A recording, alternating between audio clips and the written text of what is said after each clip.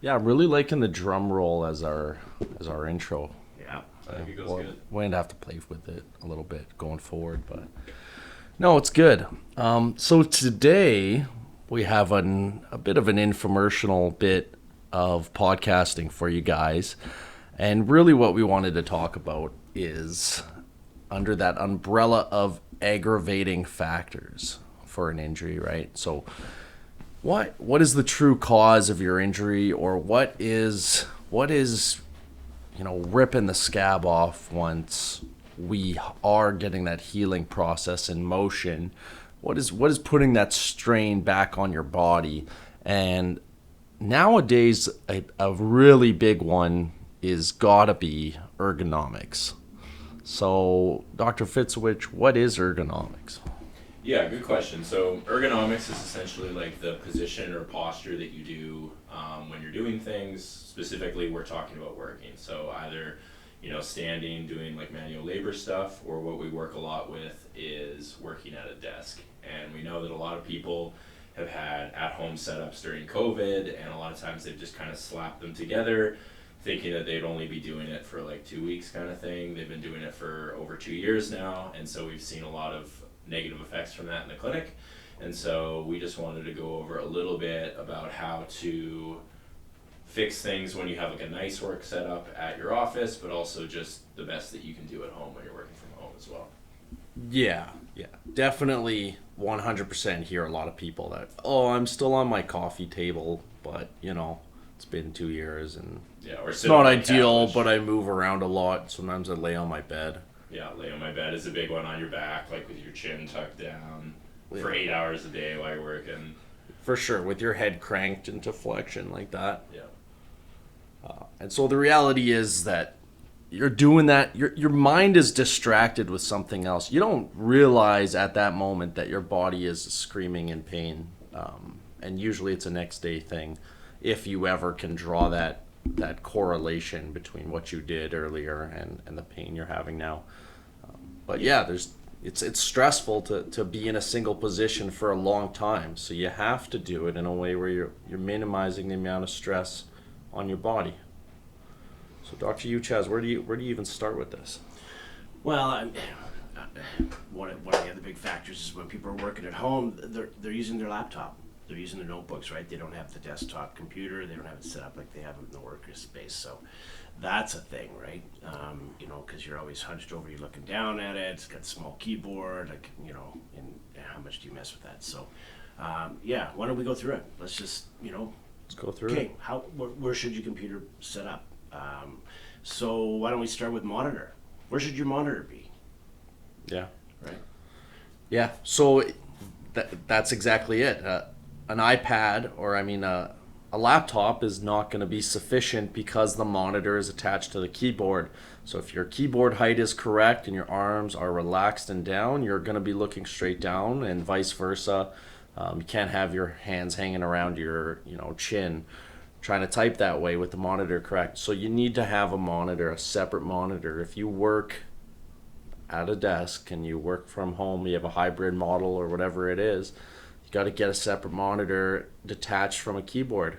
And the ideal position is top of the monitor to be about eyebrow level, right? So you got to line that up.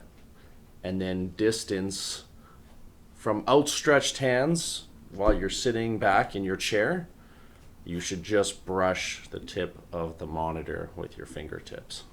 Yep, agreed. So, take-home messages, right? Top of monitor should be at eye level. You sit back in your chair, sit upright. You stretch your arm out right in front of you, and the distance of the monitor from you should be right at the end of your fingertips. Mm-hmm. And last but not least, I get people all the time. They go, well, but I always have it to my side because I always have documents or whatnot. You can't do that. Your monitor's got to be directly in front of you because you're always going to have that rotation, right? You're always going to be turning your neck if not.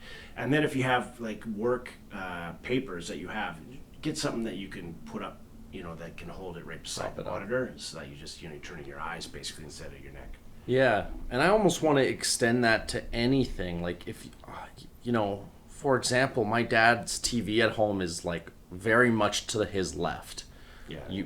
Like, I get it, you can look to the left for a couple hours and it's not going to be a problem, but every single day, anytime you come home at the end of the day, you're always looking to the left, right? Like, you got to realize there's an accumulative effect of always looking to the side. So, yeah, monitor's dead ahead if that's where you're working most of the time. Yeah, and I just wanted to say like a little side note on this. I tell patients all the time, like we're not necessarily looking for you to get a new chair, new monitor, new keyboard, like all this expensive stuff. If you have that at work, that's fantastic. It's easier. This is one of the few things that we do suggest actually is kind of non-negotiable. Like you can't have a laptop and have the keyboard and the screen at both at the correct heights at the same time. But other than that, every other piece of advice we're going to be giving in this is really just like moving things, changing the way that you're doing things. Like we're not going to ask you to buy all of this stuff, but getting a separate monitor or laptop or keyboard depending on your setup, like that's kind of the only one. That Yeah, and you can plug them both in. Like you can plug them into your laptop. It's not like you're not using your laptop. No, just exactly. either get an external monitor or an a external keyboard for your monitor. One of the two, right? At the same end, like, I'm not pushing people to drop a bunch of money, but at the same end, like, if you work at home, like, maybe it's time to invest a little bit of money in your well-being, right, in your comfort and your long-term health. Well, yeah, because then you can be spending way more time in our clinic if you don't, right? If you don't, yeah. So no. you spend it one way or the other, I guess, right? Very true. Very yeah, true. you don't get to pick. Yeah. Right, okay. So if we're starting from the monitor, working our way down, how should we arrange the keyboard setup and our back against the chair? Yeah, I can do that. So, if we think of our arms, we want our arms straight down at our sides, and then we want our elbows bent 90 degrees, right? And then we want our hands to basically be at 180 degrees straight flat. So, the problem that we see a lot, that I see a lot, is people don't have their arms down at their side, right? They have them kind of forward a little bit and up a little bit, right? Because it's just not so. In other words, they're not moving their chair in close enough so that their arms are down and they have 90-degree elbow angles, right? Yeah, they're kind of leaning forward. Yeah, so they're it's the keyboard's too far from the body. It's got to be way closer than most people have, right? It's too far from them. That one gets me because everybody has their keyboard like a half a foot or a foot far into their desk. And like for a second you're just like, why? Like just bring it to you. Don't go to it. Bring everything to you. Yeah, or move your chair in. One of the two. Yeah, move your chair in too. Right. One of the two. Right. But that's key. And so the last piece I want to add to that is, even if in the worst case scenario, if you have a really crappy setup, and you don't have your arms at your side and you don't have your monitor where it needs to be or whatnot, you need to chill. You need to have something that's going to relax your forearms, that you're going to be able to rest your forearms on, or even the wrists. You have to have something that's going to rest. Because I have people that say, well, yeah, you know what, I had a $20,000 ergonomic setup, blah, blah, blah. Yeah, that's great. But then, you know what, they might as well be sitting on a box. And because they're not using it properly. They're sitting there all tense, right? They're trying to hold this position, and they're sitting there tense, and they're putting all this pressure through all their upper back muscles. No, I get it. All your upper back muscles are postural muscles. So part of the muscle contracts. So they can last a lot longer, but you're putting so much strain to the body, and we, as practitioners, are dealing with all of this, what we call myofascial strain to the upper, to the upper back and neck, because they're not relaxing their forearms. They're not relaxing their wrists. They're not chilling. They don't have something like an arm support or the desk support where they're just putting their arms down and just using their fingers. They're holding their arms in that position to type. You have to rest your forearms. You have to rest your wrists on something. I mean, you could do it at home. Just basically take your arm and just and hold it and type, and then relax your arm and then type, and see the difference to what happens in your upper back. If you're holding your arms in that position, you are contracting all those muscles in your shoulder. You're doing exactly the wrong thing, right? And that's what we deal with, right? All that strain in the upper body, because you're holding your arms there. It's no different than holding your arm out in front of you for 8 hours. Mm-hmm. It's just that it's just that you're focusing on something else, right? And so, a couple hours in, you start to get achy. You start to get achy because you've been working those muscles for so damn long. So you have to chill out. You have to rest your arms. That's the big one, right? Is there Yeah. anything else we want to put on keyboard? Yeah, I just wanted to touch on that real quick. I would say one of the most common muscles that we work on, almost everybody, it's called your levator scapula, and it goes from the top corner of your shoulder blade to the base of your skull on the same side. So that muscle, not only does it help keep your head up and rotate your head, but it also is what elevates your shoulder. So we get this like combination from both ends that people have poor posture and they're putting a lot of pressure on the skull end of it, and then they're also shrugging their shoulder and using their mouse and using their keyboard. Yeah, like I explain it, it's your keyboard muscle essentially. So you're just working the heck out of this little muscle all day long, and then it starts to spread to the other muscles as it tries to kind of take a load off of the muscle. Trap comes into play and all Yeah. the paraspinals and all that. Yeah, but most common thing that I see in my practice for sure. Yeah. And then you go to a chiropractor and maybe if the chiropractor does nothing but adjust you, you feel better.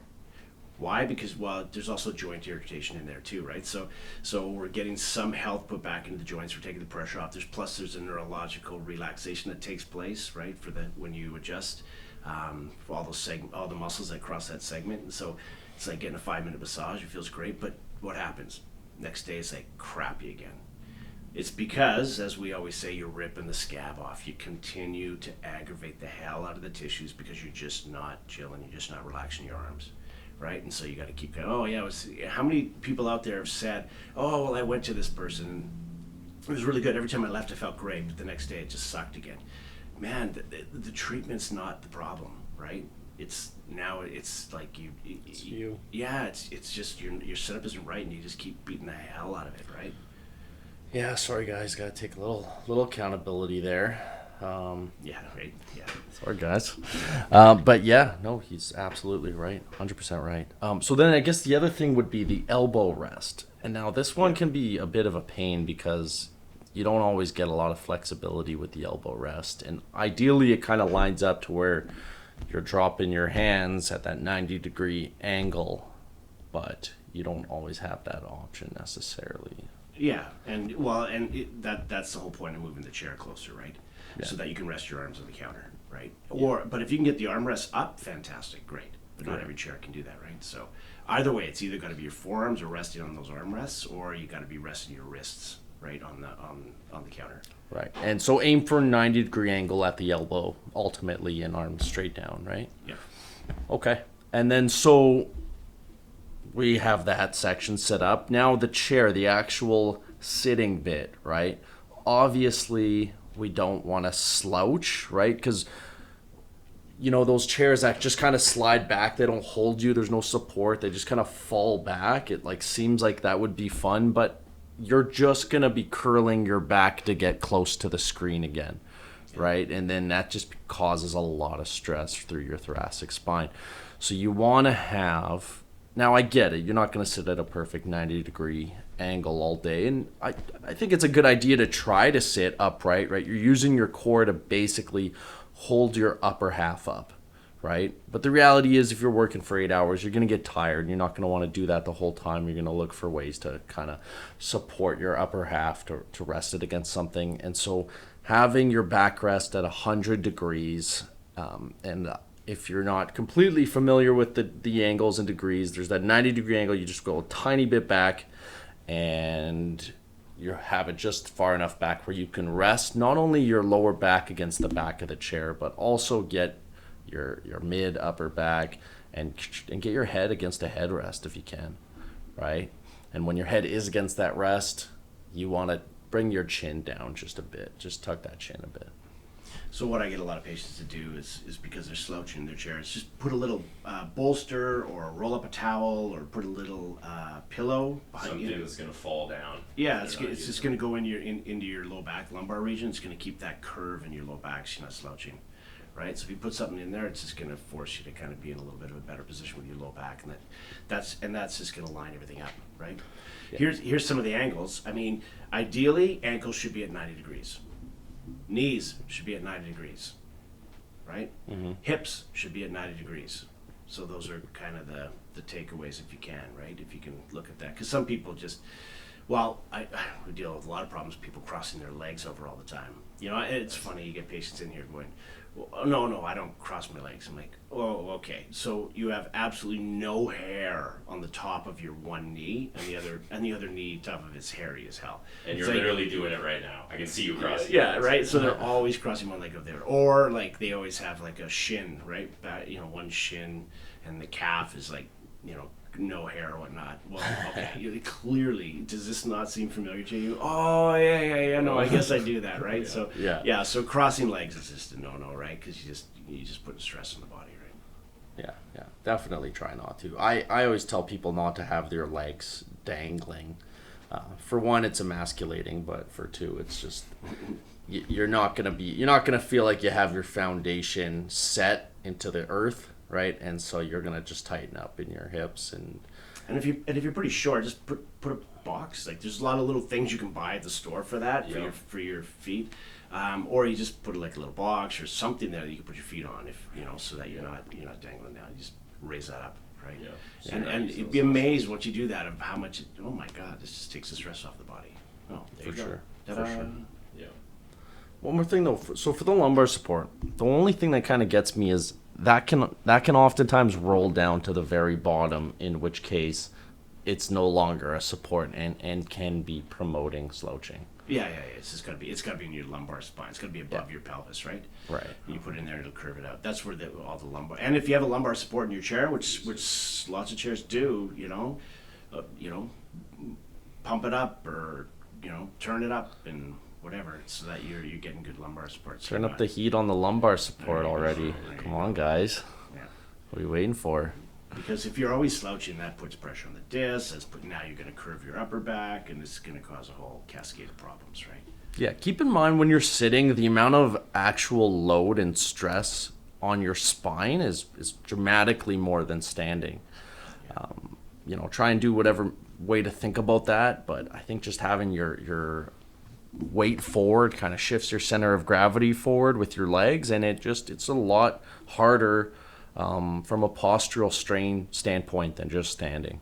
So do these steps to take the strain off your back, because if it's not today, eventually it's going to hurt. You're going to feel it. If your day job is working at a desk, you'll feel it one of these days, right? And it's going to be an uphill battle, and so you're going to have to push back on every front, and that's going to be this is the first thing you should think about, right?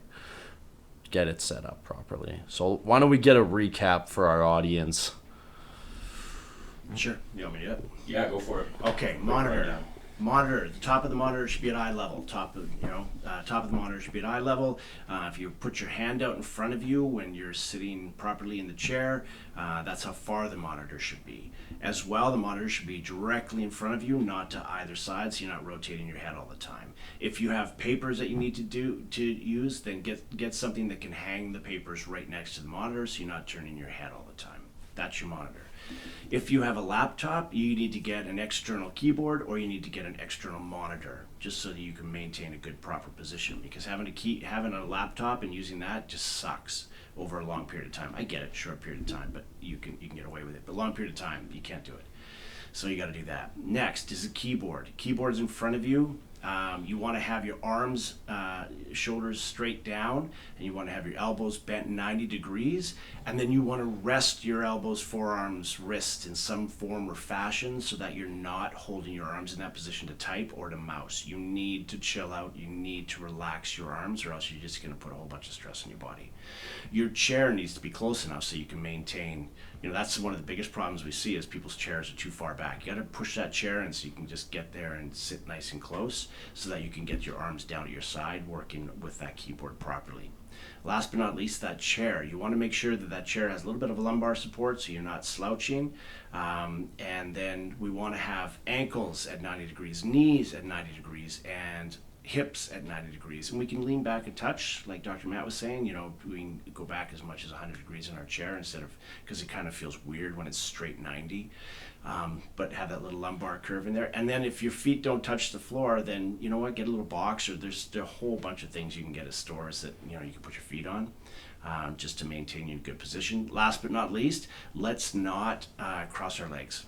right? Crossing our legs sucks because we deal with all those problems. Because if the body's not symmetrical one side to the other, we deal with fallout because one side of the tissues in the hips and all that are going to get tight, and then you're going to load your low back wrong, and you're going to be coming in with low back pain. And you can go to health professionals and they'll keep treating you and fixing you up, and then the next day you just suck again because you go and rip the scab off. You keep doing the same sort of irritation to the body. So if you can fix that desk up, man alive, you will know. At least, if nothing else, try it. Just try going in that position and see how you feel. I promise. Everybody says it. They go, oh, I don't know, that seems so weird. And then they work in that position. They go, oh my God, there's so much less stress. Ta-da. Right. Yeah, fantastic recap. You really caught it all. It does. It makes a huge difference. And like we're human, we get it. You might fall out of a perfect posture at some point in your 8-hour day, but it's about creating that habit to go back to neutral, right? Create that, okay, I caught myself, now I'm going to go back, right? And you start to create that habit. And then eventually being in a weird position is what feels really uncomfortable and wrong to you, right? And you'll immediately not want to do that. And the other thing is, take breaks and make yourself big. Open up, right? There's a million apps out there, free apps actually, for taking a break when you're at your desk. There's a ton of them out there. Just posture apps or sitting at your desk apps, and it'll put a little timer on there for you. You can put them right on your desktop, and it'll, after 20-30 minutes, a little bell will ring, and then it'll just give you a few exercises to do. All you need is, because you're using postural muscles. You're not just using like a bicep or a quad trying to do a big lift. These are postural muscles, which basically mean part of the muscle contracts while other parts relax, and then it goes to the other parts to contract. And so they're meant to withstand longer, continuous contraction of muscles. But listen, 20 minutes in, they're done, right? So all you need is a 1-minute reset. That's all. And that's why when you take a little bit of a break and you just do a few little exercises with these posture apps, these ergonomic apps or desk apps, amazing how much it really, really helps you. Well said. Well said. All right, guys. Thanks for tuning in. We really appreciate all of the support. Take a look out for our Move to Improve Instagram page that will be hopefully making waves here soon. All right. Thanks for listening.